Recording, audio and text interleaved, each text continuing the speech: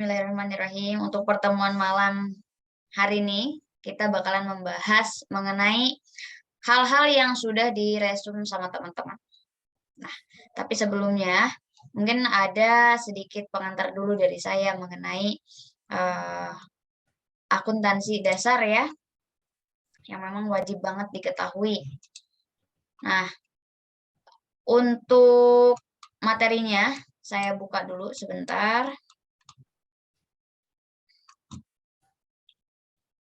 Kita udah masuk materi pertama nih.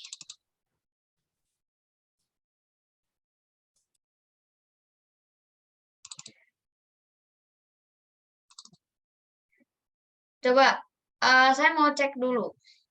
Yang kemarin ngerjain tugas, dapat apa aja yang ditulis? Minimal 1 atau 2 pembahasan atau 2 clue gitu.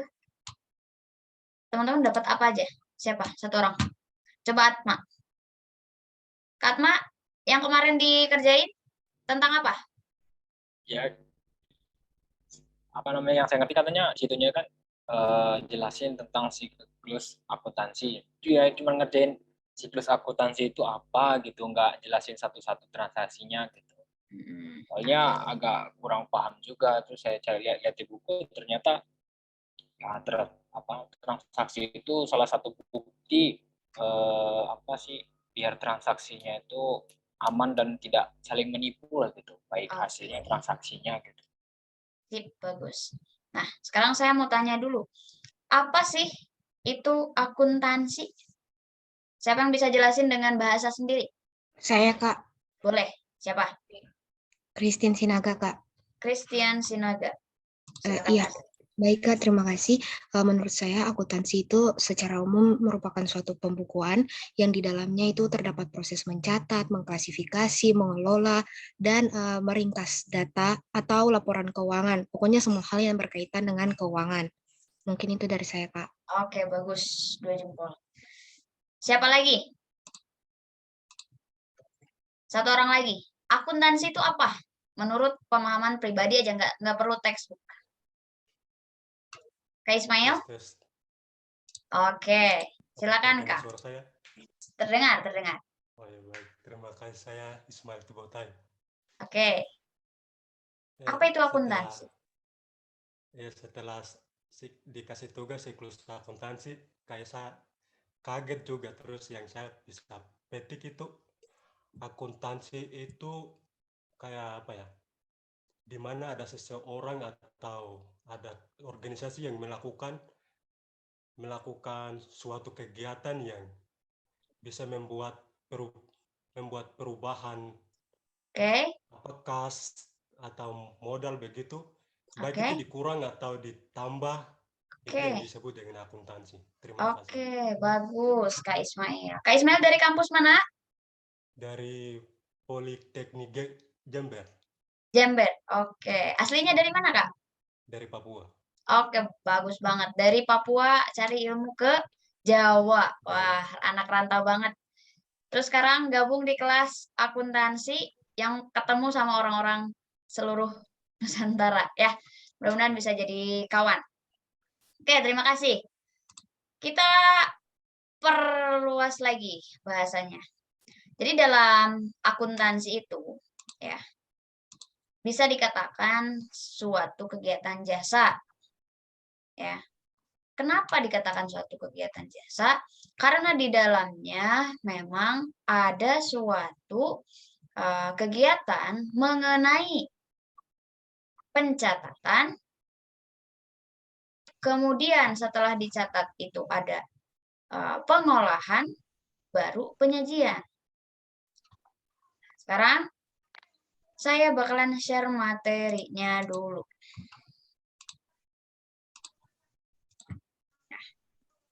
Boleh tolong dibacakan oleh 1 orang? Siapa?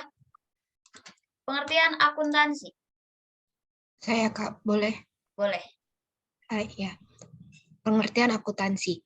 Menurut American Institute of Certified Public Accountant, dalam buku Accounting Intermediate dari Dr. Saki Badriwan, akuntansi adalah suatu kegiatan jasa. Fungsinya adalah menyediakan data kuantitatif, terutama yang mempunyai sifat keuangan dari kesatuan usaha ekonomi yang dapat digunakan dalam pengambilan keputusan-keputusan ekonomi dalam memilih alternatif-alternatif dari suatu keadaan. Yang berikutnya dibawa menurut Warren Rietvest dalam buku Pengantar Akuntansi, sistem informasi yang menghasilkan laporan kepada pihak-pihak yang berkepentingan mengenai aktivitas ekonomi dan kondisi perusahaan.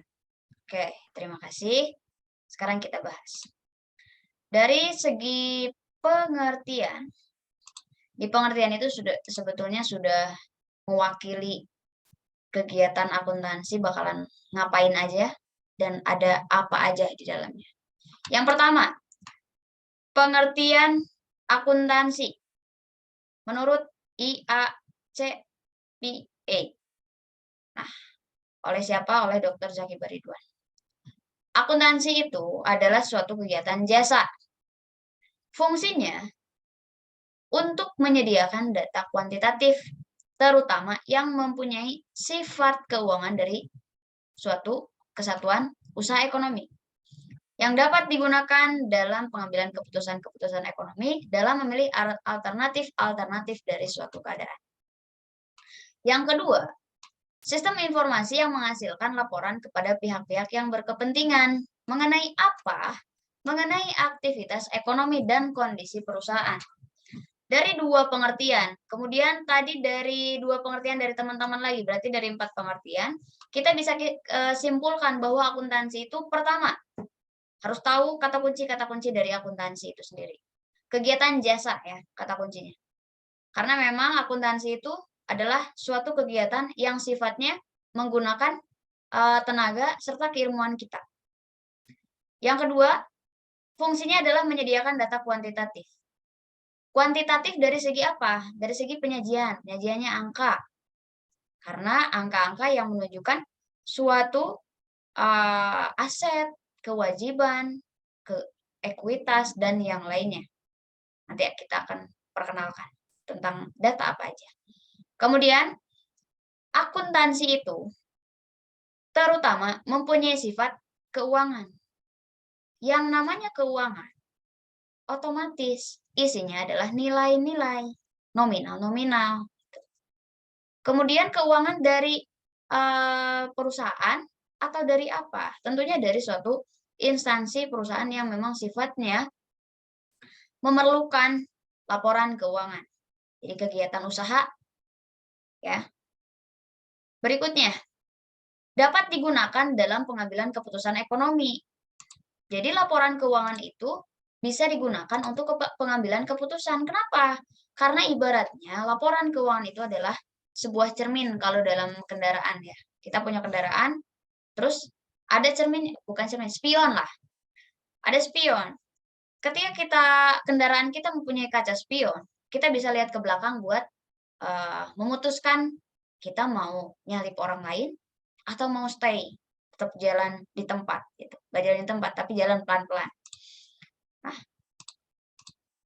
laporan keuangan juga mempunyai manfaat sebagai apa? Selain kita bisa mengambil keputusan untuk jangka ke depan, kita juga bisa melihat historinya ke belakang seperti apa. Apakah sehat? Apakah keputusan yang sudah kita ambil di periode sebelumnya itu sudah tepat untuk perusahaan kita atau belum? Nah, itu fungsinya laporan keuangan yang sifatnya tercatat. Kenapa? Kok laporan keuangan perlu disajikan? Karena kalau yang namanya skala usahanya besar, itu udah pasti ada delegasi. Pemilik perusahaan nggak terjun langsung sama kegiatan usaha, pasti ada pegawai-pegawainya. Nah, itulah kenapa laporan keuangan diperlukan. Adapun nanti yang memakai laporan keuangan siapa aja ada nanti pembahasannya. Berikutnya, laporan keuangan itu adalah suatu sistem informasi. Kemudian informasi untuk digunakan oleh pihak yang berkepentingan. Siapa saja yang mempunyai kepentingan? Contoh, kita sebagai pemilik perusahaan. Apakah perlu laporan keuangan? Kira-kira untuk apa ya kalau pemilik perusahaan pengen laporan keuangannya disajikan? Ada yang tahu?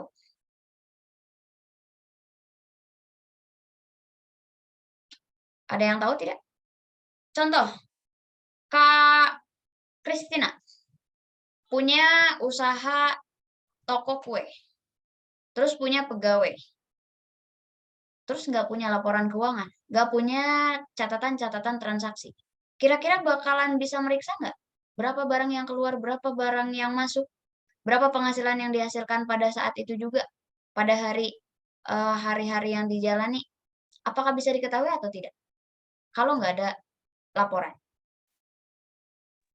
Nggak bisa, Kak. Nggak bisa. Nah, salah satunya yang dinamakan sistem informasi, yaitu memberikan informasi bagi pihak yang berkepentingan. Kepentingannya apa aja beda-beda, nanti tergantung siapa yang menggunakan. Mengenai apa? Mengenai aktivitas. Aktivitas ekonomi berarti mengenai aktivitas yang terjadi pada perusahaan kita. Berikutnya mengenai kondisi perusahaan. Otomatis kalau kondisi perusahaan, kita bakalan menilai dari segi laporan keuangan itu nanti ada analisis laporan keuangan dengan perhitungan rasio-rasio. Berikutnya, untuk pengguna laporan keuangan atau pemakai informasi akuntansi itu contohnya siapa aja? Ada pihak internal dan eksternal perusahaan. Nah, karena kita sedang belajar akuntansi sektor privat, berarti kita berhubungannya sama perusahaan. Kalau akuntansi pemerintahan itu beda lagi, ya. Jadi kita fokuskan dulu untuk dasar itu ke akuntansi perusahaan. Yang pertama ada manajemen dan karyawan. Yang mana manajemen dan karyawan itu sifatnya menggunakan laporan keuangan untuk menaikkan kinerja, terutama untuk melihat kinerja. Setelah melihat kinerjanya sudah baik atau cenderung stabil atau kurang, itu kita bisa menilai sebagai manajemen dan karyawan untuk apa? Untuk meningkatkan kinerja kita. Pada apa? Ya untuk memajukan perusahaan yang sedang kita punya gitu. Selanjutnya, di pihak eksternal ada pemilik, kreditor, investor, pemerintah. Contoh pemilik. Kalau pemilik, kenapa dikatakan eksternal? Karena tidak terjun langsung untuk menjalankan operasional perusahaan, hanya memantau saja. Nah, perlu laporan keuangan untuk apa? Untuk menilai seberapa berhasilkah manajemen dan karyawan dalam menjalankan jabatannya atau dalam menjalankan tanggung jawabnya. Gitu. Dari laporan keuangan apakah bisa dilihat? Bisa. Asalkan apa? Asalkan laporan keuangannya kompeten. Yang menyajikan laporan keuangannya kompeten juga. Terus untuk laporan keuangannya disajikan dengan aturan yang berlaku umum. Nah, kalau di sektor privat kita pakai PSAK. Pakai standar akuntansi keuangan. Berikutnya ada kreditor. Kalau kreditor menggunakan laporan keuangan, contohnya kreditor itu kan pihak yang memberikan pinjaman. Kreditor memerlukan laporan keuangan untuk kegiatan fasilitas kredit. Fasilitas kredit apa? Contoh, pihak bank. Kak Atma, seorang pihak bank, misalkan. Yang berhubungan dengan kegiatan kredit. Kristina, calon nasabah. Nah, Kristina akan mengajukan kredit ke Kak Atma. Terus kata Atma itu, tolong dilampirkan laporan keuangan atas nama perusahaannya. Kenapa kreditor memerlukan laporan keuangan? Karena untuk menilai seberapa mampukah calon nasabahnya akan mengembalikan dana kredit yang telah diterimanya nanti di kemudian hari. Kalau misalkan laporan keuangannya cenderung sehat, otomatis setahun, 2 tahun sampai pelunasan itu nggak akan terjadi masalah, kecuali memang ada kecelakaan di tengah-tengah jalan. Kolaps misalkan, terus tiba-tiba ada musibah perusahaannya, kan itu tidak diketahui. Tapi minimal dari segi kesehatan perusahaan, oh ternyata ini layak untuk diberikan kredit sesuai dengan pengajuannya. Plafonnya berapa, kemudian nanti akan diberikan berapa. Angsurannya per bulan berapa, itu dihitung berdasarkan kemampuannya nanti. Nah, akhirnya setelah kreditor menilai bahwa laporan keuangannya baik, layak untuk diberikan, cairlah dana. Kalau nggak layak laporan keuangannya, bukan laporan keuangan yang nggak layak. Kalau misalkan kemampuannya tidak layak, kemampuan perusahaannya tidak layak untuk diberikan kredit yang besar, otomatis kreditor bakalan mikir, ini gimana nih nanti, bakalan ketutup nggak gitu, bakalan bisa mengembalikan dana atau enggak, itu pasti mikir kayak gitu. Selanjutnya ada investor. Kalau investor memerlukan laporan keuangan itu untuk kegiatan investasi. Ya, jangankan kita investasi yang gede-gedean, yang kecil-kecilan aja, misalkan kayak di bibit. Kita selalu lihat tingkat return-nya atau tingkat pengembaliannya ya. Laba yang bakalan kita terima berapa persen. Itu bisa dilihat dari laporan keuangan. Yang terakhir di contoh eksternal itu ada pemerintah. Kalau pemerintah memerlukan laporan keuangan perusahaan itu untuk kegiatan pengenaan pajak. Nah, di laporan keuangan biasanya kalau sudah berhadapan dengan perpajakan, laba pengen dikecil-kecilkan. Kemudian beban pengen dibesar-besarkan. Tapi apakah itu bakalan diiya-iyakan saja sama pihak perpajakan? Tidak, pasti ada rekonsiliasi, nanti ada koreksi fiskal, yang mana nanti disesuaikan lagi beban dan pendapatan yang diakuinya itu yang mana, gitu, berapa. Itu untuk pemakai informasi. Selanjutnya, ke konsep periode akuntansi. Kalau kita berbicara konsep, berarti kita berbicara aturan yang dasar. Dalam menyiapkan laporan keuangan, harus ditentukan periode mana pendapatan dan beban bisnis yang akan dilaporkan. Kalau dasar kas, yang pertama, yang mana konsep ini itu, laporan pendapatan dan biaya atau beban, bakalan dilaporkan ketika kas diterima atau dibayarkan. Kalau dasar akrual, suatu konsep di mana laporan pendapatan atau biaya itu akan dilaporkan ketika pendapatan dihasilkan atau beban diakui. Jadi bedanya dasar kas dan akrual itu pada intinya, kalau dasar kas, ketika berhubungan sama uang, baru dicatat, dilaporkan. Kalau dasar akrual, mau pakai uang atau enggak, mau uangnya udah diterima, atau misalkan kita sudah menerima yang namanya manfaat atau belum, itu bakalan tetap diakui dan dicatat dan dilaporkan. Jadi pada intinya, mau pakai uang atau enggak, kalau dasar akrual itu dilaporkan. Jadi kita pakai yang mana, Kak? Pakainya dasar akrual. Apa yang dimaksud dengan dasar akrual? Nanti kita akan mengetahui perbedaannya dengan dasar kas ketika kita sudah masuk ke transaksi nanti pelan-pelan. Yang terpenting, tanamkan pada mindset teman-teman bahwa kita belajar akuntansi untuk dasar akrual. Pakai uang atau enggak, tetap dicatat. Selanjutnya, nah kemarin yang sudah merangkum, coba tolong sampaikan satu orang satu pengertian. Yang dimaksud dengan transaksi, siapa yang mau menyampaikan pendapatnya? Tes. Kak Ismail, boleh. Silakan. Tapi kalian transaksi yang dapat itu, yang tadi saya bilang itu, apa, ketika melakukan suatu kegiatan antara seseorang atau organisasi, itu dibuktikan dengan tanda-tanda. Dibuktikan tanda itu kayak nota, faktur, kayak seperti itu, untuk dicatat.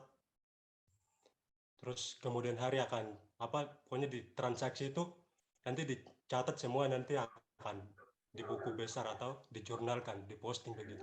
Oke, bagus ya. Jadi transaksi itu adalah suatu kegiatan yang nantinya akan ada bukti transaksinya.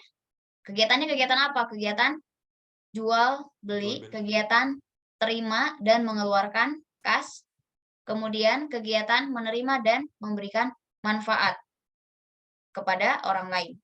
Itu yang dinamakan transaksi. Kemudian nanti hasilnya adalah berupa bukti transaksi. Apa aja bukti transaksi? Nanti kita akan pelajari. Bukti transaksi dalam akuntansi. Yang kedua, pengertian jurnal umum. Cung, siapa yang mau mengemukakan pendapatnya? Satu orang kebagian satu. Mau saya tunjuk atau mandiri? Mandirilah, udah gede. Kak, kalau izin menyampaikan pendapat tentang Boleh. pengertian jurnal umum. Jurnal umum itu digunakan untuk mencatat bukti transaksi atau kayak aktivitas keuangan secara kronologis dari masuk transaksi, kemudian pengelompokan akun-akun sesuai dengan yang ada di perusahaan di dalam periode tertentu atau periode yang telah ditetapkan. Oke, bagus. Terima kasih ya, Kak Jessica. Kita ulas lagi. Jurnal umum itu bisa dikatakan sebagai ringkasan. Kalau dalam bahasa Indonesia nih, materi bahasa Indonesia bisa disebut dengan rangkuman materi. Rangkuman transaksi. Kenapa dikatakan rangkuman? Karena dari dokumen-dokumen transaksi yang kita miliki, ya, nanti itu akan disajikan berupa jurnal.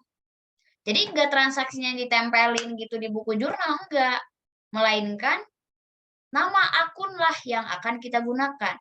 Berikut dengan nominal yang sesuai dengan kejadian atau sesuai dengan transaksi yang terjadi.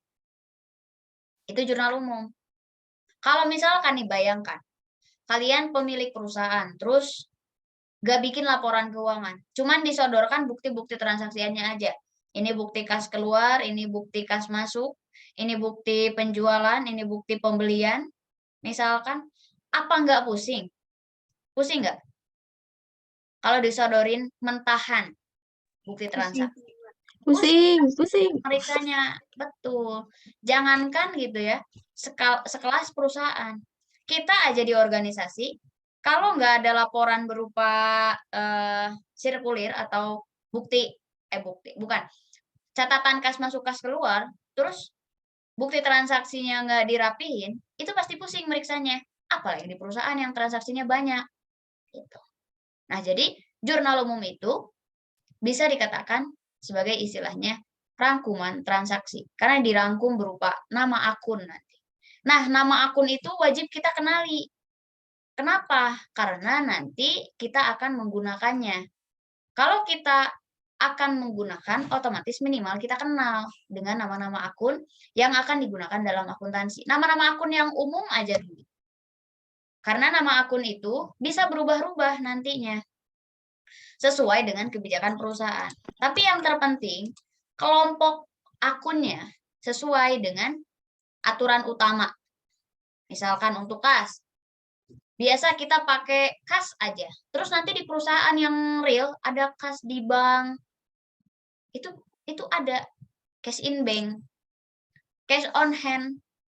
Itu pasti ada perbedaan-perbedaan seperti itu. Apakah sah? Sah-sah saja. Yang terpenting intinya ke situ-situ juga. Jadi minimal kita sebagai generasi muda di akuntansi ya paham akun umum yang digunakannya. Minimal kenal. Tahapan ketiga ada buku besar. Nah, kalau buku besar itu apa? Siapa lagi yang mau mengemukakan pendapatnya? Cung? Saya, Kak. Boleh. Ya, baik, terima kasih, Kak. Menurut saya, buku besar itu buku yang berisi perkiraan mengenai ikhtisar dari pengaruh transaksi keuangan akibat perubahan aktiva, kewajiban, maupun modal dalam perusahaan. Oke, bagus. Ikhtisar atau penggolongan. Jadi buku besar itu sifatnya nanti atau gambarannya kita bakalan menemukan banyak tabel. Satu tabel digunakan hanya untuk satu akun. Kemudian nanti setelah kita punya satu tabel untuk satu akun, kita wajib memposting seluruh transaksi yang berhubungan atau seluruh transaksi satu akun itu dimasukin ke buku besar. Contoh kita sedang memposting dari jurnal umum ke buku besar untuk kas. Buku besarnya buku besar umum. Kalau buku besar pembantu itu mengenai utang dan piutang. Nanti kita bakalan pelajari lebih fokus lagi di materi perusahaan dagang. Kalau sekarang kita ke buku besar umum dulu.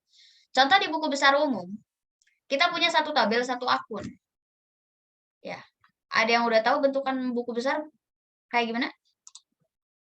Coba saya buka biar tahu bentuknya seperti apa.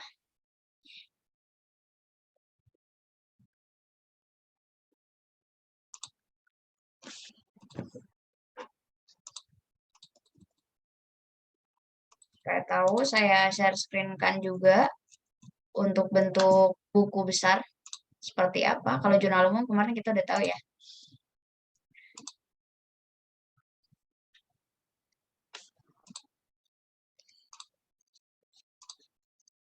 Nah, ini buku besar. Bukan berarti bukunya yang gede, itu enggak. Tapi apa? Tapi kita di sini punya tabel yang banyak. Satu tabel untuk satu akun. Lalu nominal-nominal ini dihasilkan dari mana? Nominal-nominal yang ada di buku besar dihasilkan dari jurnal umum. Nah, dari sini. Ini jurnal umum. Jurnal umum yang harus balance itu. Gitu. Ciri-cirinya jurnal umum harus seimbang saldo akhirnya. Berikutnya, setelah buku besar, ada yang namanya neraca saldo. Ini yang dikatakan neraca saldo. Neraca saldo itu bisa disimpulkan sebagai rangkuman dari saldo akhir. Kalau di buku besar, rangkuman seluruh transaksi yang berkaitan dengan satu akun yang sedang kita posting. Kalau neraca saldo, ini rangkuman saldo akhirnya aja. Sumbernya dari mana? Sumbernya dari buku besar, tapi yang dimasukkan hanya saldo akhirnya aja. Ini saldo akhir, ini saldo akhir. Ini buku besar yang bentuk stafel saldo rangkap. Nanti apakah ada bentuk buku besar lainnya? Ada, nanti ada materinya ya. Berikutnya, setelah neraca saldo, ada yang namanya jurnal penyesuaian. Kalau bentuk tabelnya hampir sama dengan jurnal umum, kalau bentuk tabelnya. Tapi dari segi pencatatan atau dari segi penyajian, itu beda. Ada materinya. Kemudian ada akun-akun yang harus disesuaikan. Itu udah tentu akunnya apa aja. Beda kalau di jurnal umum. Kalau jurnal umum kan lebih luas, tergantung transaksi apa baru kita jurnal. Tapi kalau di jurnal penyesuaian, memang sifatnya ada akun pasti. Gitu. Yang itu udah pasti wajib disesuaikan. Tergantung ada atau tidak akun tersebut di transaksi keuangan kita. Berikutnya ada neraca saldo setelah disesuaikan. Sama kayak neraca saldo, cuman ini berbeda sumbernya aja dari mana. Jadi saling berkaitan. Transaksi diposting ke jurnal umum. Jurnal umum sumbernya dari transaksi. Jurnal umum diposting ke buku besar. Buku besar sumbernya dari jurnal umum. Buku besar diposting ke neraca saldo. Berarti neraca saldo sumber nominalnya dari buku besar. Kalau dari transaksi langsung ke neraca saldo itu nggak akan bisa. Begitupun sebaliknya, neraca saldo tanpa transaksi, ya nggak akan ada apa-apa. Kita mau nyatet apa. Gitu. Selanjutnya, setelah neraca saldo disesuaikan, kita bakalan belajar mengenai kertas kerja atau yang seperti ini tampilannya. Kertas kerja atau neraca lajur. Ini tabelnya. Kalau dilihat secara langsung seperti ini memang kelihatan rumit. Karena apa? Karena banyak angka. Tapi nanti kalau misalkan udah dipelajari, mudah karena tugasnya hanya memindah-mindahkan saldo aja. Ini sumbernya dari mana? Dari neraca saldo awal. Berikutnya, ada AJP. Sumbernya dari mana? Dari jurnal penyesuaian. Jurnal penyesuaian. Nah, yang wajib menjadi catatan adalah apakah neraca saldo dan AJP-nya sudah benar atau tidak. Kalau neraca saldo dan AJP-nya benar, otomatis tahapan neraca saldo setelah penyesuaian, kemudian laporan keuangannya, itu pasti bisa. Gitu. Karena tinggal mindahin aja nominalnya. Nah, ini ada laporan laba rugi dan neraca. Kemarin ada yang sempat nanya, neraca lajur 10 kolom itu apa? Ini maksudnya. Ada 10 kolom itu dihitung dari neraca saldo, ada debit kredit 2 ya. Berarti ada AJP, debit kredit lagi berarti 4. Neraca saldo setelah penyesuaian, debit kredit lagi berarti 6. Laporan laba rugi dan neraca masing-masing 2, jadi 10 kolom. Ini yang dimaksud dengan neraca lajur 10 kolom. Kalau yang 12 kolom, itu ada tambahan untuk kolom laporan perubahan ekuitas. Gitu. Berikutnya, setelah neraca lajur, itu ada laporan keuangan. Laporan keuangan ada 5, apa aja? Kemarin, masih ingat nggak? Laporan keuangan ada apa aja? Ada neraca. Saya Kak. Nah, boleh. Silakan, siapa?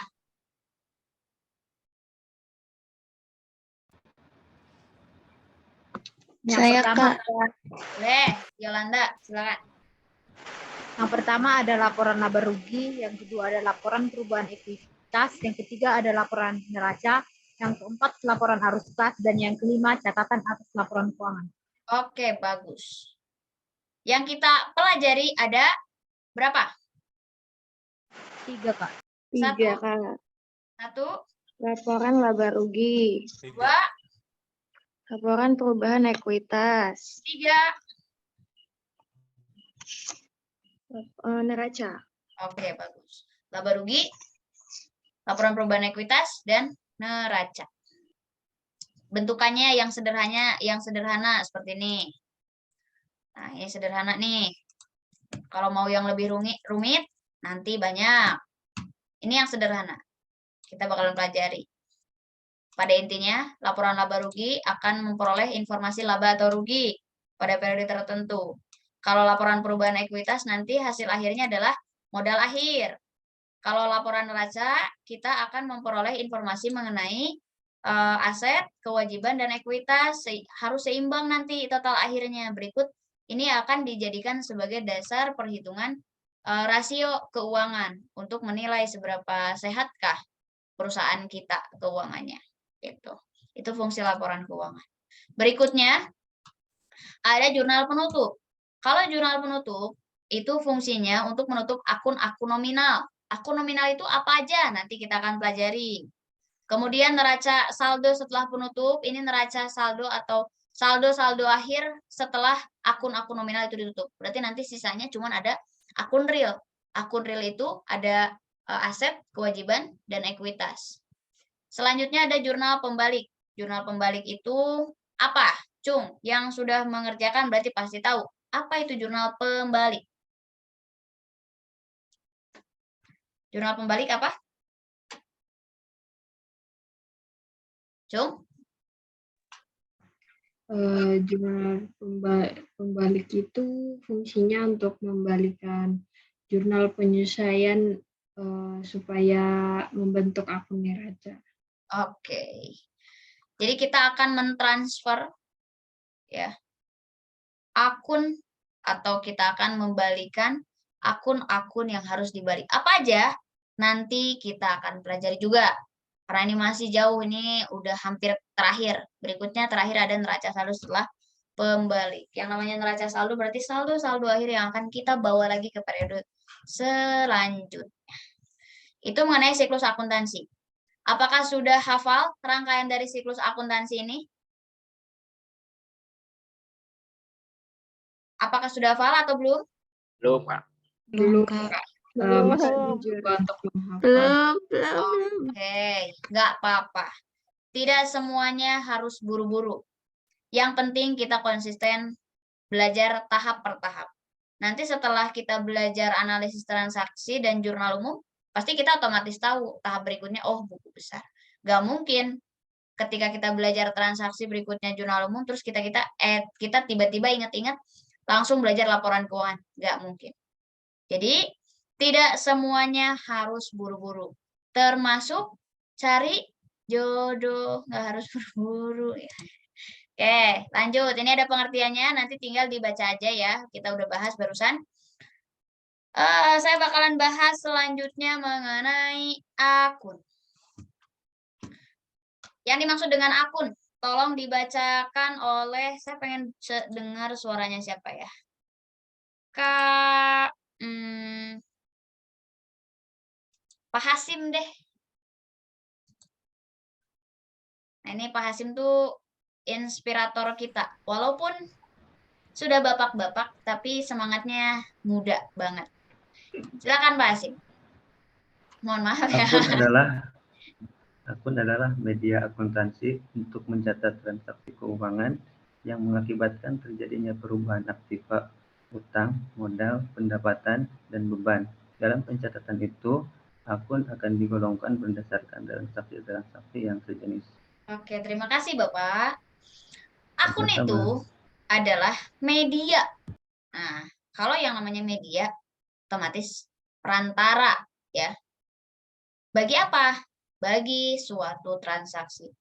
Ketika ada transaksi tanggal berapa sekarang tuh? Tanggal 4 Februari Kak Vivi melakukan pembelian aset senilai 10 juta contohnya. Ya nggak mungkin di jurnal umum dicatat Vivi membeli aset 10 juta. Nggak mungkin kayak gitu. Makanya ada akuntansi itu, ada akun untuk medianya. Media apa? Media informasi. Supaya efektif.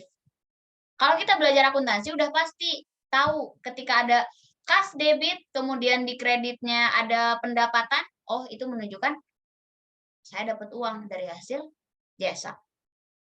Pasti udah tahu kayak gitu. Contoh lagi barusan.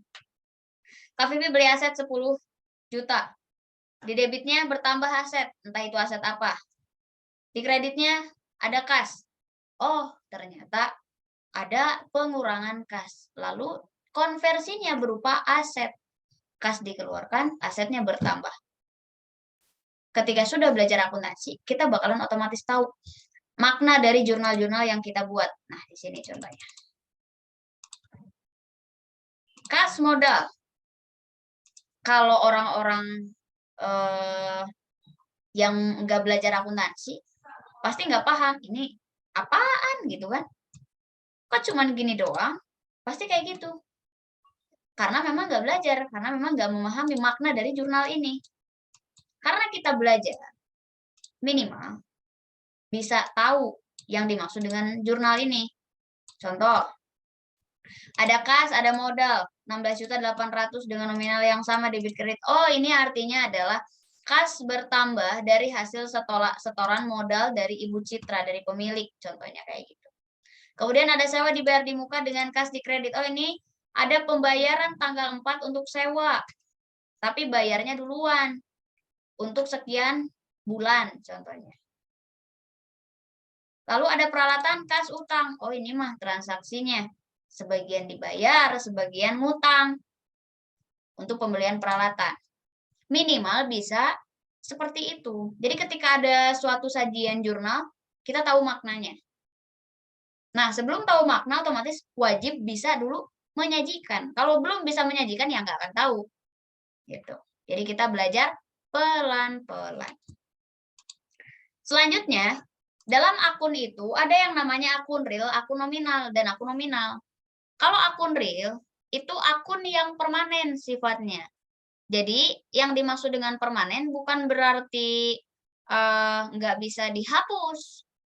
Bukan kayak cemi permanen, bukan. Tapi maksudnya akun permanen itu ketika saldonya masih ada, itu wajib dibawa ke laporan periode berikutnya. Contoh apa di sini? Ada yang masuk ke akun real, ada aktiva, hutang, dan kewajiban. Aktiva, hutang atau kewajiban, dan ekuitas. Kalau akun nominal itu sifatnya sementara. Jadi akun-akun nominal itu pasti dinolkan nanti saldonya. Karena memang nggak ada wujudnya. Contoh, Kak Vivi Kak Vivi tadi contohnya kalau untuk pembahasan money akun real dan akun nominal dapat uang dari hasil pelayanan jasa senilai 1 juta. Berarti jurnalnya nanti bakalan kas, debit, pendapatan, kredit. Nah, yang dimaksud dengan akun nominal itu adalah pendapatannya. Yang realnya, yang bisa dilihat, yang bisa dirasakan manfaatnya adalah kas. Nah, itu yang dimaksud dengan akun real. Jadi memang ada wujudnya, bisa dirasakan manfaatnya. Dilihat, diraba, diterawang. Itu uang. Kalau pendapatan, itu hanya status. Gitu. Status. Kalau yang namanya status, berarti yang nggak kelihatan, abstrak aja. Hanya bisa diingat. Seperti HTS. Hubungan tanpa status. Siapa yang lagi HTS? Next. Jadi bisa disimpulkan, minimal tahu dulu untuk akun real itu ada aktiva, hutang, dan ekuitas. Akun nominal ada pendapatan dan biaya. Ini pengertiannya bisa dibaca. Ini juga sama. Nah, sekarang saya bakalan ngajarin untuk ini, saldo normal akun. Ini untuk bekal teman-teman buat belajar jurnal umum nanti di pertemuan berikutnya. Udah siap? Udah nggak ada lagi yang nyatat? Oke. Siap, Kak. Kita mulai. Ini yang dinamakan saldo normal akun. Yang namanya saldo normal berarti posisi normal. Teman-teman normal di sini? Normal, oke. Pada tempatnya masing-masing. 5 akun atau 5 kelompok akun yang wajib banget diketahui urutannya dan diketahui namanya. Yang pertama, harta, kedua utang, ketiga modal, keempat pendapatan, kelima biaya atau beban. Meskipun pada konteksnya biaya dan beban itu beda kalau dalam akuntansi, tapi nanti aja pembahasan perbedaan biaya dan beban itu apa bedanya. Tapi yang penting tahu dulu aja. Harta, utang, modal, pendapatan, biaya. 5. 5 jari untuk 5 akun. Nah, tugasnya teman-teman di sini itu untuk menghafalkan ini. Harta ketika bertambah sama dengan di debit posisinya. Atau harta bertambah di debit ketika berkurang di kredit. Saldo normalnya di debit. Asumsikan bahwa saldo normal ya itu sama dengan ketika seluruh akun bertambah. Jadi kalau bertambah itu artinya saldo normal. Bukan artinya saldo normal, tapi ketika bertambah posisinya sama dengan posisi saldo normal. Gitu. Nah, berikutnya untuk saat ini coba hafalkan 5 menit. Harta bertambah di debit, enggak 5 menit deh kelamaan, 2 menit aja. Harta bertambah di debit, berkurang di kredit, saldo normal debit. Utang bertambah di kredit, berkurang di debit, saldo normal kredit. Terserah bagaimana caranya, pokoknya ketika saya tanya harus benar jawabannya. Silakan 2 menit dimulai dari sekarang. Paham ini cara bacanya? Paham, Coach. Oke, sip. Sekarang silakan hafalkan dulu, berarti waktunya sampai jam 20.38.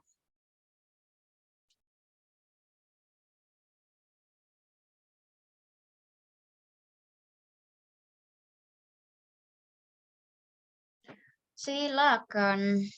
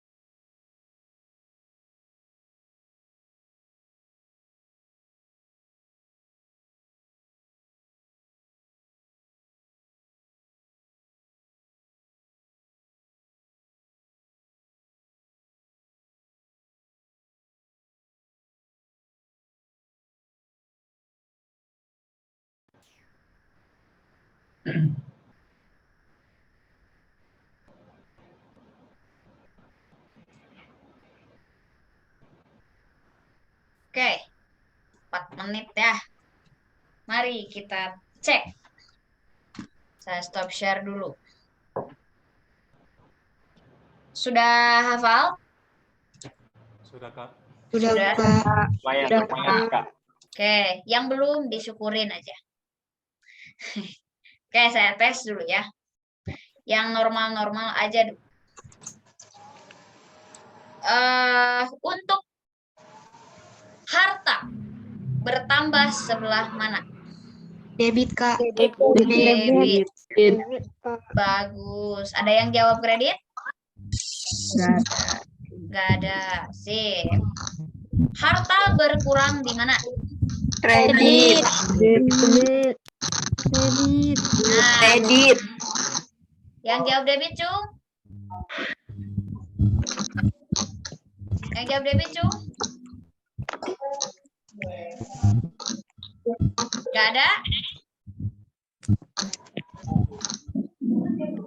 Nah, jadi yang benar yang mana? Yakinin dulu, semuanya serentak dulu suaranya. Harta berkurang sebelah mana? Kredit, Kak. Debit. Kredit.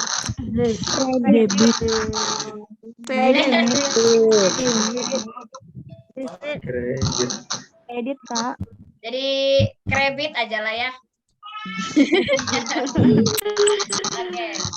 Jadi harta itu bertambah di debit. Kalau berkurang berarti di kebalikannya, yaitu di kredit. Sekali lagi, harta bertambah di mana? Debit. Debit. Harta berkurang di mana? Kredit. Bagus. Sekarang saya acak.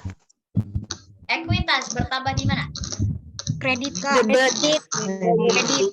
Debit. Kredit. Kredit. Debit. Kredit. Kredit. Debit. Kredit. Oke.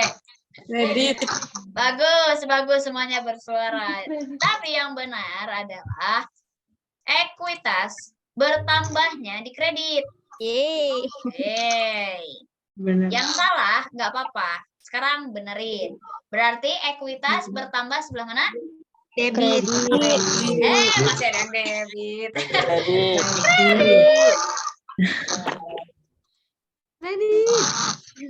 Nah, kredit ya.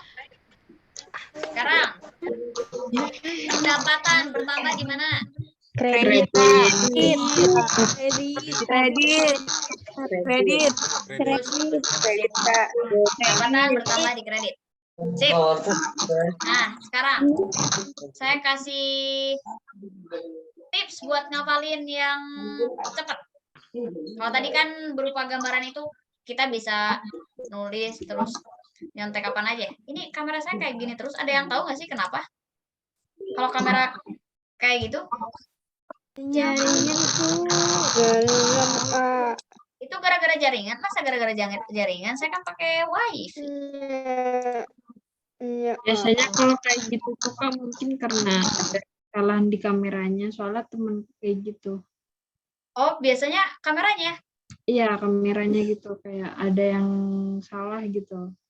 Ada yang salah settingannya atau salah kameranya rusak? Dari sistem dari laptopnya ini, bukan dari itunya, bukan dari jaringan dan segala macam. Dari laptopnya ini gitu. Tuh, masa laptop Dari hardware-nya kali Kak. laptop baru masa udah kayak gini. Ini harus di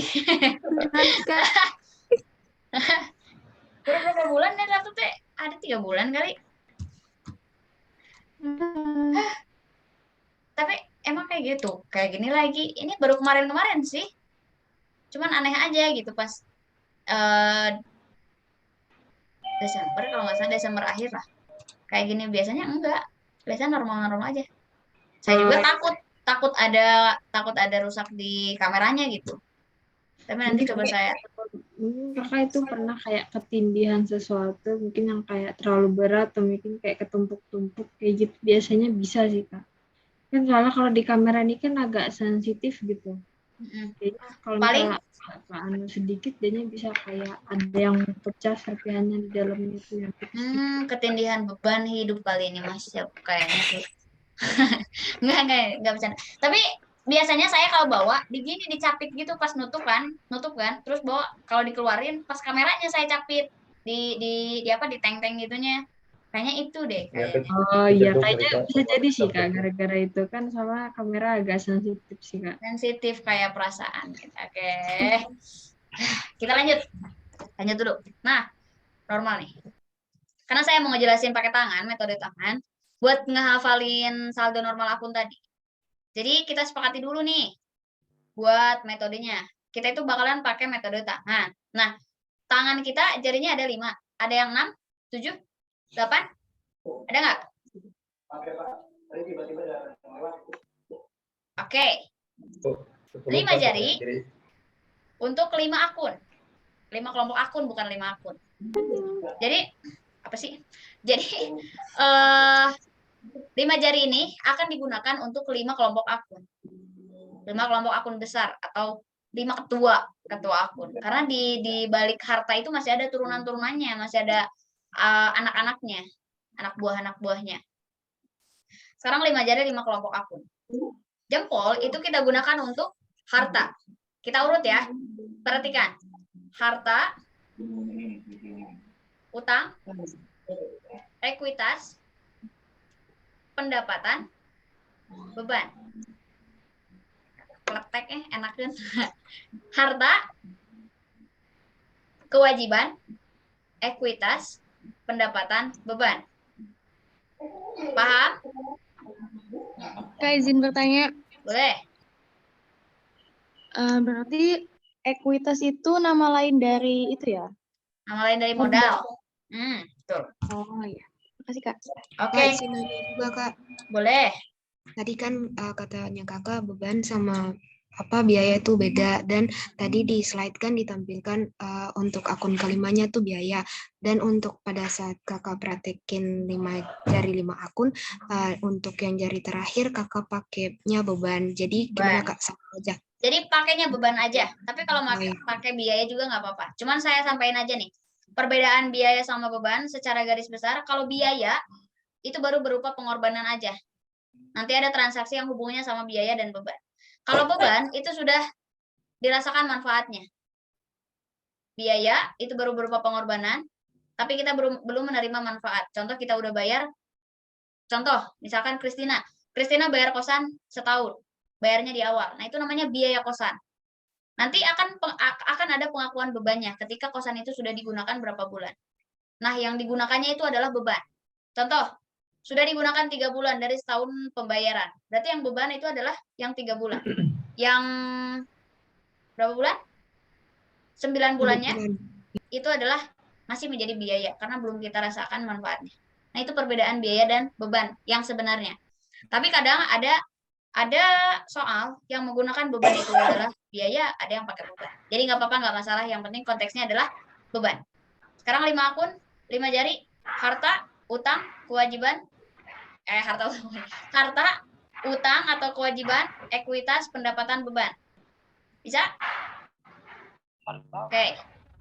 Sekarang, setelah 5 jari 5 akun, sepakati dulu bahwa ketika jari kita ke atas, itu artinya debit. Jari ke atas artinya debit. Jari ke bawah artinya kredit. 1, 2, 3, tidur. Jari kita ke atas artinya debit, jari kita ke bawah kredit. Paham? Paham Kak. Oke. Sekarang, kita hanya akan mempelajari bertambah dan berkurang. Karena saldo normal itu udah pasti posisinya sama dengan yang bertambah. Udahlah, kesampingkan aja. Kita akan mempelajari bertambah dan berkurang. Sekarang saya tanya dulu. Kalau ini artinya 5 jari 5 akun. Kalau ke atas artinya apa? Debit. Bertambah. Bertambah. Jangan dulu bertambah berkurang. Jangan dulu bertambah berkurang. Saya cuma nanya kalau jari kita ke atas artinya apa? Debit, Kak. Debit. Kalau jari kita ke bawah artinya apa? Kredit. Oke, bagus. Sekali lagi, kalau ke bawah artinya apa? Kredit, Kak. Kalau ke atas? Debit. Oke. Sekarang, baru nih kita main bertambah, berkurang, bertambah. Ketika, ini bukan satu-satu ya, saya langsung praktekin seluruh kelompok akun bertambah, itu artinya. Jari kita bakalan seperti ini. Tahu artinya apa? Tahu. Coba yang tahu, Cuk. Saya, Kak. Boleh. Karana dulu. Karana. Siap, Kak, siap. Sok, silakan Teteh Herana. Yang ini harta bertambah di debit. Oke, bagus. Jempol. Yang kelingking, beban atau biaya bertambah di debit juga. Oke, kalau yang 3 jari tengah, yang di tengah-tengah ini? Yang telunjuk utang bertambah kredit. Oke. Yang jari tengah modal bertambah itu di kredit. Oke. Pendapatan di jari manis bertambah itu di kredit. Mantap. Sebelum saya kasih tahu, udah ada yang tahu. Siapa lagi yang tahu? Cuk. Terima kasih ya, Teteh Rana Utami. Siapa lagi? Saya, Kak. Siapa saya teh sebutin namanya? Aduh, Christine Sinaga, Kak. Christine Sinaga, siapa lagi selain Christine? Yolanda Panggabean, Kak. Yolanda Panggabean. Oke, ini yang punya marga. Aku si Torus. Cung. Cung. Siapa ini? Kak Yolanda Panggabean. Teteh Kristina, tunggu bentar ya. Sok, Yolanda. Silakan. Jari jempol ini, Kak, tadi aset bertambah di debit. Oke. Beban bertambah di debit. Yang tunjuk akun utang bertambah di kredit, modal bertambah di kredit, dan pendapatan bertambah di kredit, Kak. Bagus sih, udah pinter-pinter. Besok bukan saya ngajar ya. Lanjut, siapa lagi barusan teh? Sok, silakan Kristina. Nih, tanpa saya jelasin udah ada yang paham. Jadi saya nggak perlu repot-repot ngejelasin. Sok, terusin. Ya, Kak. Selanjutnya ini mau masih tetap bertambah atau berkurang nih, Kak? Bertambah dulu. Oh ya, bertambah bentuk tangannya seperti ini, berarti yang pertama itu harta itu bertambah di debit, kemudian utang itu bertambah di kredit, kemudian ekuitas itu bertambah di kredit, pendapatan bertambah agak slow. Saya kecilin kecepatannya. Pelan-pelan. Ya, yang pertama harta itu bertambah di debit, kemudian utang itu bertambah di kredit, kemudian ekuitas itu bertambah di kredit, kemudian pendapatan bertambah di kredit, dan yang terakhir biaya atau beban bertambah di debit. Oke, bagus. Siapa lagi yang mau? Boleh? Mau, Kak. Boleh. Mau siapa? Mau saya? Kabar silakan. Kalau saya itu ngafalinnya mudah, Kak. Boleh. HB itu buat debit, harta sama beban atau biaya. Kalau UMP itu kan utang, modal sama pendapatan, itu jadinya kredit. Iya, jadi disingkat. Oke, bagus. Sekarang jelasin secara langsung. Harta bertambah di mana?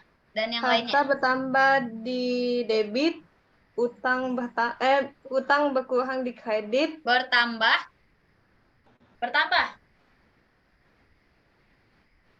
Oh. Utang. Utang bertambah di mana? Utang bertambah di kredit. Modal bertambah di kredit. Bagus. Pendapatan bertambah di kredit. Ya. Beban atau biaya bertambah di kredit. Oh. Di debit. Aduh, nge-freeze. Ulangi lagi ya, belum benar. Harta bertambah di debit. Utang bertambah di kredit. Modal bertambah di kredit. Pendapatan bertambah di kredit. Beban atau biaya bertambah di debit. Oke, bagus. Udah lulus. Kalau nggak lulus, langsung berdiri. belakang tembok, depan tembok situ. Sip, terima kasih. Sekarang ada yang belum paham nggak? Atau ada yang mau lagi? Kak, izin bertanya, Kak. Boleh. Saya mau nanya nih, Kak. Kan Siapa yang beban nanya? Angelia Dena Sution Oke. yang bertanya, Kak. Oke. Kan beban saldo normalnya di debit. Kira-kira kenapa ya, Kak, beban ataupun biaya itu saldo normalnya di debit? Padahal itu sebenarnya untuk kalau dikaitkan ke kas itu lebih ke pengeluarannya, Kak. That's rule. Jadi itu adalah udah aturan dari kitabnya akuntansi, dari standar akuntansi keuangan. Ketika ada beban bertambah di debit, itu udah aturan dari sananya, maupun beban itu termasuk sebagai contohnya kayak kas misalkan gitu. Terus beban itu kayak pengeluaran, kenapa nggak dikredit? Karena alasannya adalah tidak semua yang di debit itu bertambah dan tidak semua yang dikredit itu berkurang. Faktanya apa? Faktanya ketika contohnya modal itu sebetulnya kan kita memiliki, tapi kok dikredit gitu ya kan? Asumsinya seperti itu. Terus beban, kenapa beban itu pengeluaran, tapi kenapa di debit? Nah, artinya mindset kita harus dirubah sekarang. Tidak semua beban itu bertambah, tidak semua kredit itu artinya berkurang. Jadi ada yang sekarang rubahnya gini, yang di debit ada yang bertambah dan berkurang, yang di kredit pun ada yang bertambah, ada yang berkurang. Jadi netral. Nah, apa aja yang bertambah dan yang berkurang itu? Tadi, seperti ini. Harta dan beban bertambah sebelah debit. Kenapa? Kalau bertanya kenapa, tanyain ke pencipta akuntansi. Gitu. Nah, tapi nggak apa-apa. Kalau nanya kenapa itu artinya kan pengen tahu. Nah, selanjutnya, setelah kita mengetahui yang bertambah di debit ada harta dan beban, berarti yang bertambah di kredit, sisanya ada kewajiban, ekuitas atau modal dan pendapatan. Kalau berkurang, berarti tinggal dibalikin aja kayak gini. 3. Paham? Seperti itu, Kak Angelia. Paham, Kak. Terima kasih. Sip. Sama-sama. Ada lagi yang mau bertanya? Kak, izin open mic. Boleh. Ya. Mau open BO, bimbingan orang tua juga boleh. Baik, saya Siti Herida atau Rida dari SMK Utama Insani. Tadi kan kakak bilang sekarang mindsetnya diubah, nggak semua kredit itu berkurang dan nggak semua debit itu bertambah. Jadi dua-duanya bisa bertambah maupun berkurang.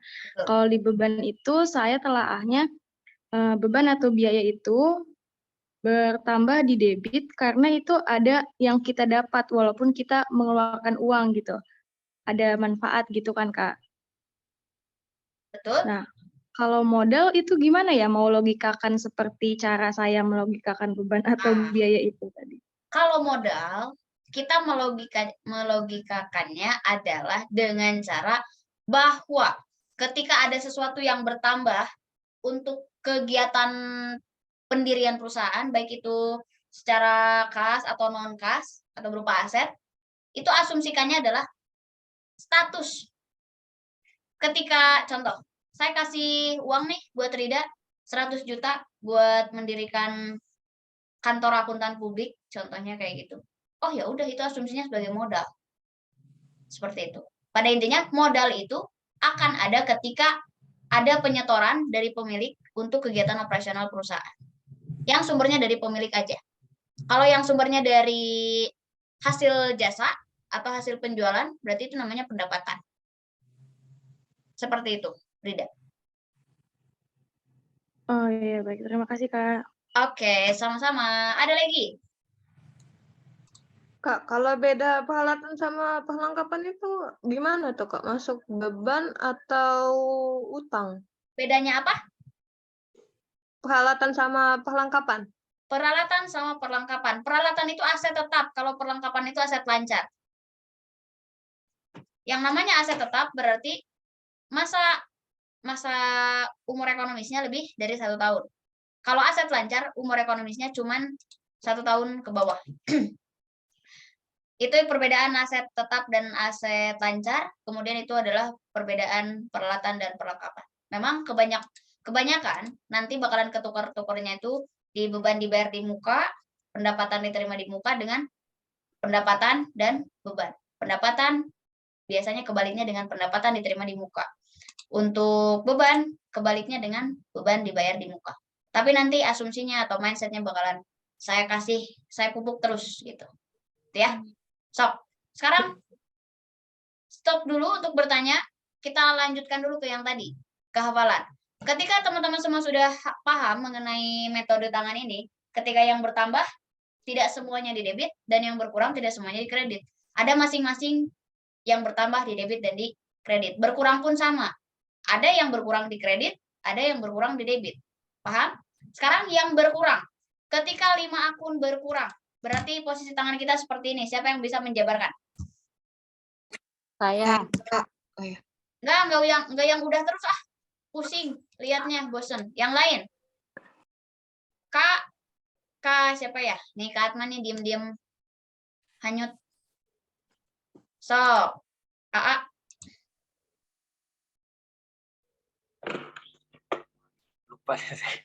Lupa. Apa ininya, Pak? Apa tadi? Utang.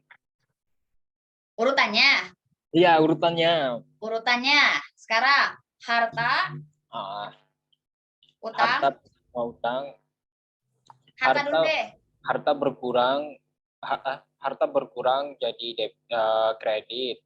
Oke, bagus. Pendapatan berkurang jadi debit. Bagus. Modal berkurang jadi debit. Oke, bagus.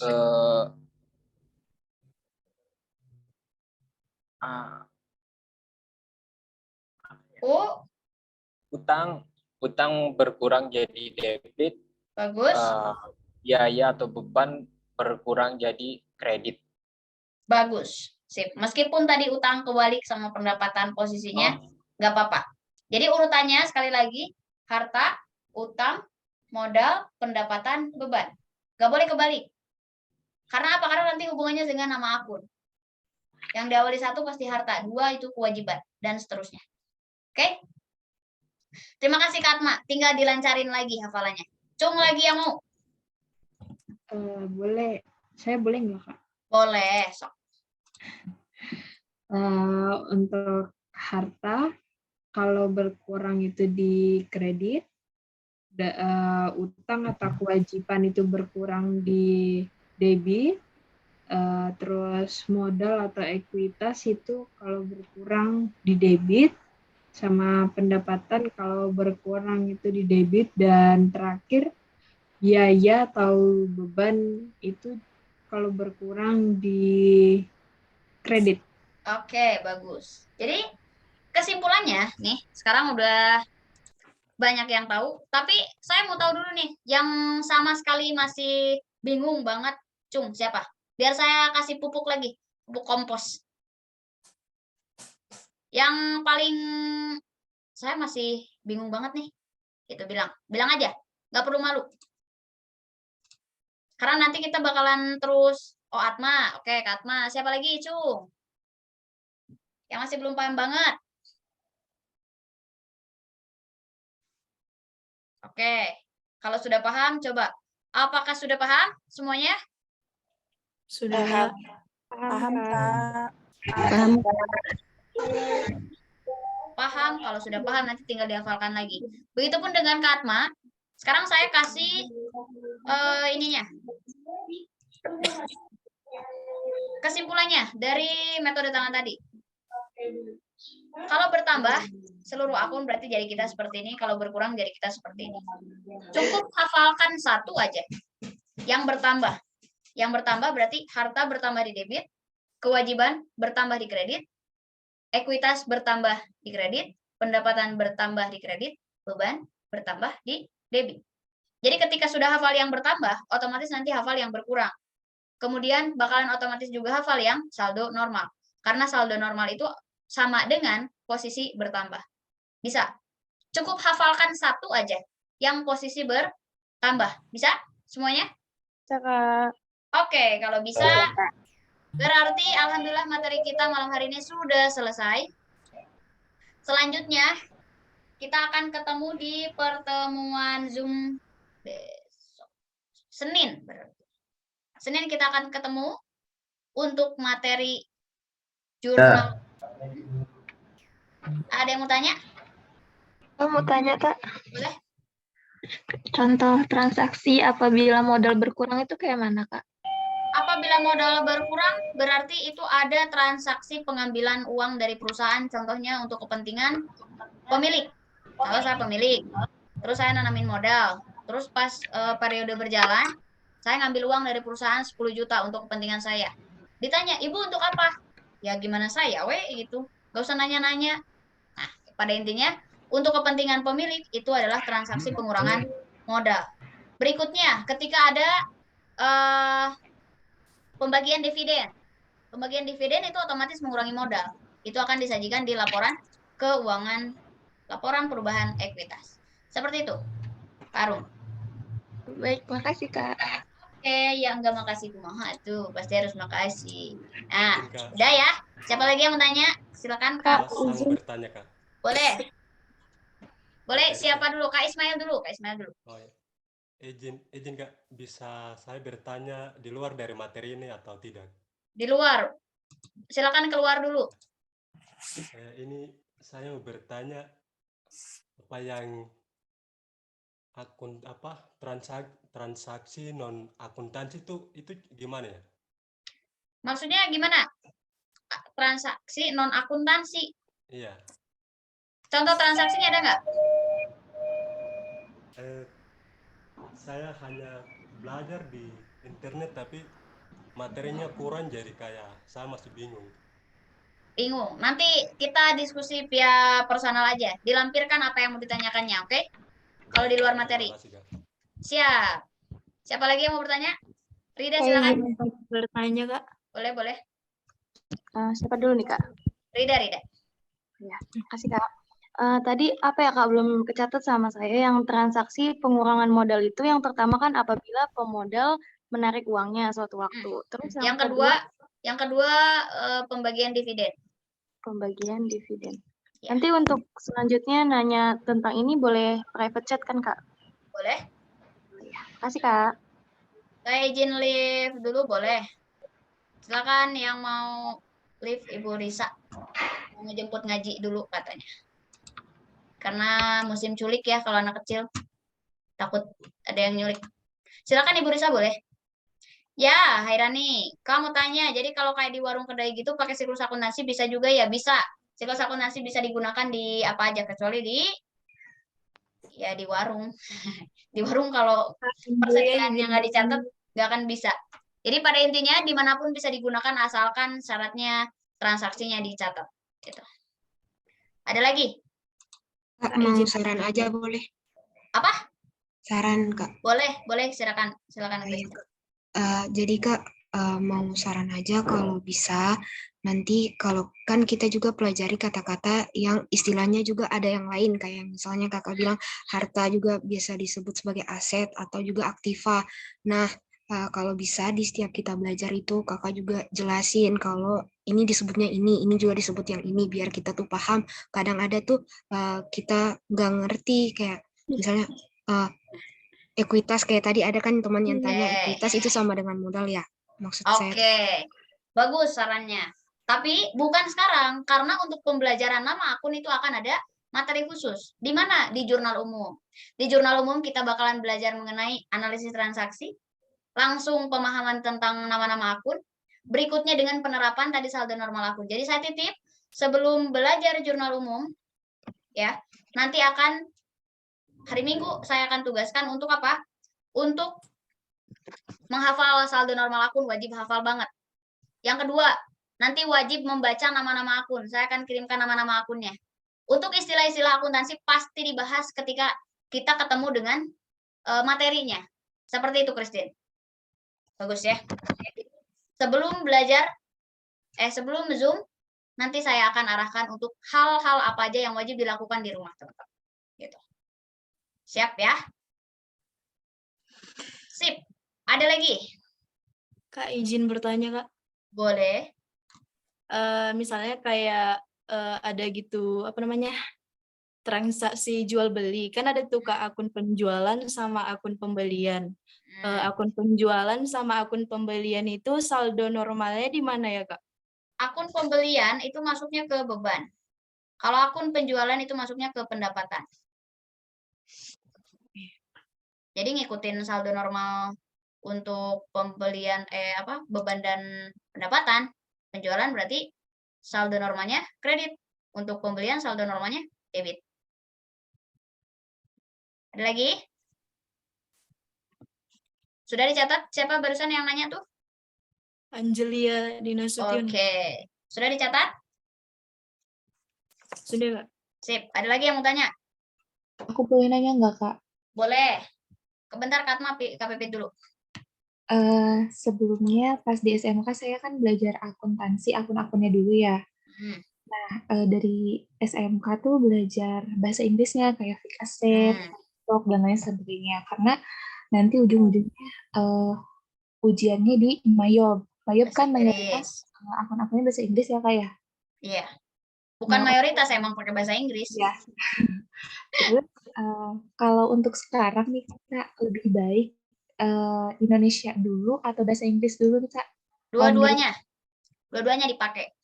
Karena kita metodenya langsung praktek. Jadi nggak ada hafalan. Pokoknya ketika praktek itu pasti otomatis hafal. Beda sama halnya ngafalin dulu. Tapi kalau misalkan teman-teman mau ngafalin dulu, nanti kan saya bakalan kasih tuh daftar akunnya. Jadi boleh dihafalkan sebelum kita belajar.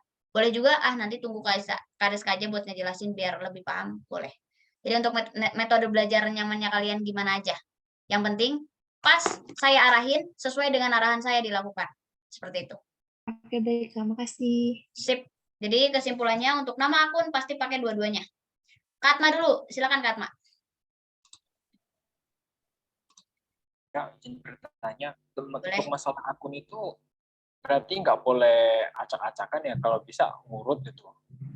Apakah nanti bakalan ada masalah gitu kalau nggak ngurut? Kalau untuk urutan itu wajib sistematis. Contohnya di mana? Nanti di penyusunan buku besar. Kalau di jurnal umum nggak perlu ngurut. Yang terpenting mah setiap transaksi akunnya benar. Nggak perlu misalkan, aduh transaksi tanggal 1 pakai akunnya beban karena kata Kariska harus ngurut. Ya transaksi 1 dipindahin ke bawah karena ada beban, nggak kayak gitu. Jadi urutan itu tergantung nanti kita sedang memproses tahapan apa. Yang wajib urut itu 1 di buku besar itu wajib ngurut.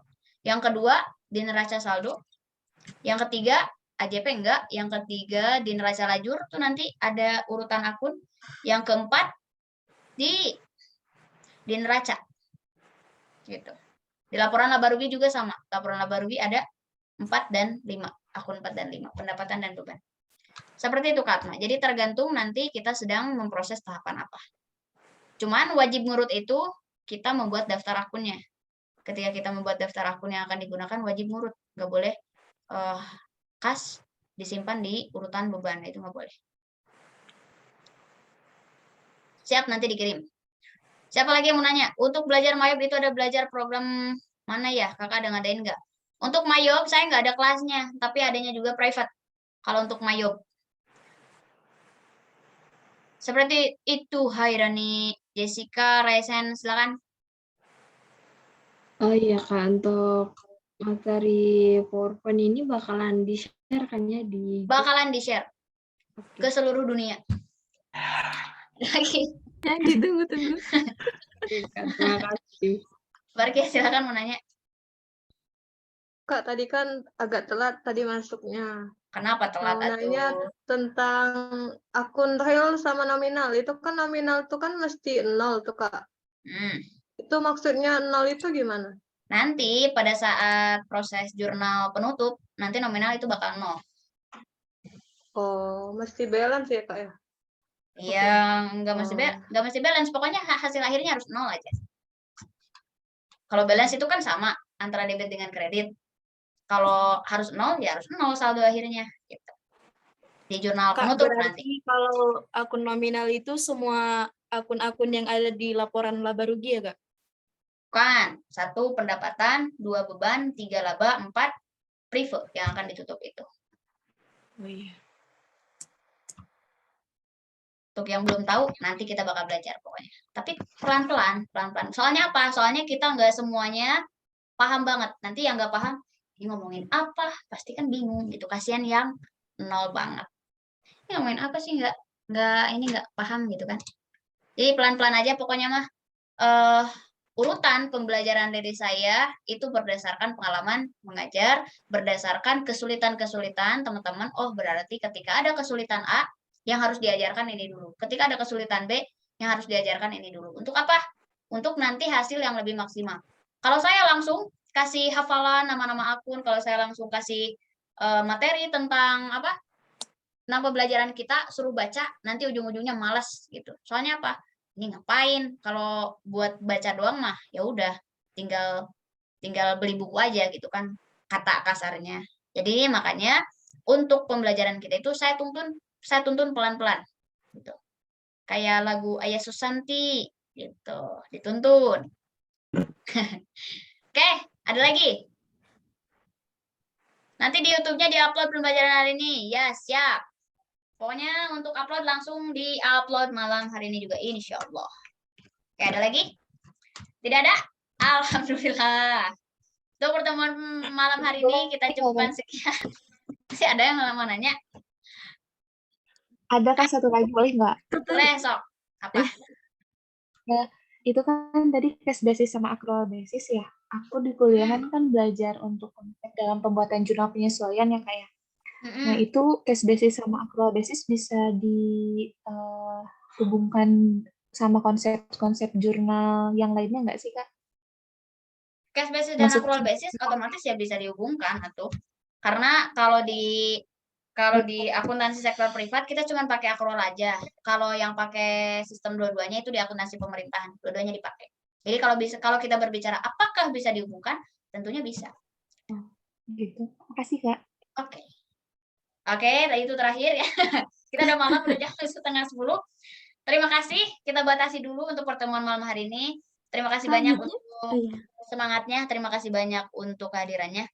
Yang lagi sakit semoga disembuhkan.